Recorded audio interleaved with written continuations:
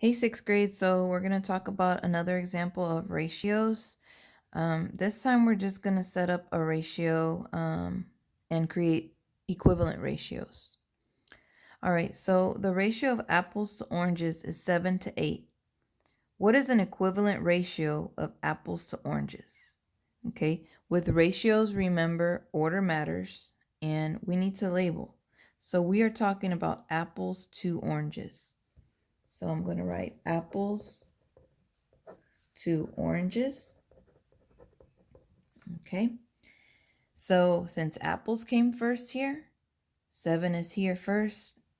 So we have 7 apples to 8 oranges. Okay. To write an equivalent ratio is like writing equivalent fraction. So you can make an equivalent fraction by multiplying or dividing. In this case, you can only multiply because it's already in simplest form.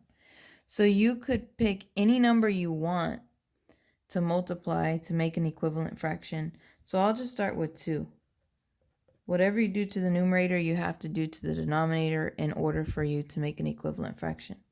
7 times 2 will give you 14, and 8 times 2 will give you 16. Okay, so that is an equivalent fraction.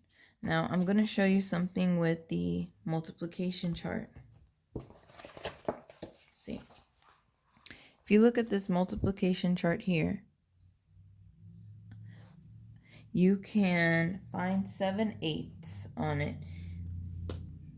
So 7 over 8 would be right here, right? 7/8.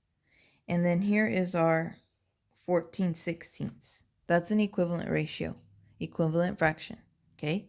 So then if we wanted to do 7 times 3, 7 times 3 would be 21. 8 times 3 is 24. So this entire row here is going to give you an equivalent fraction to 7/8. So 42 over 48, that is equivalent to 7/8, because if you simplify 42 over 48, take it all the way over, you get 7/8.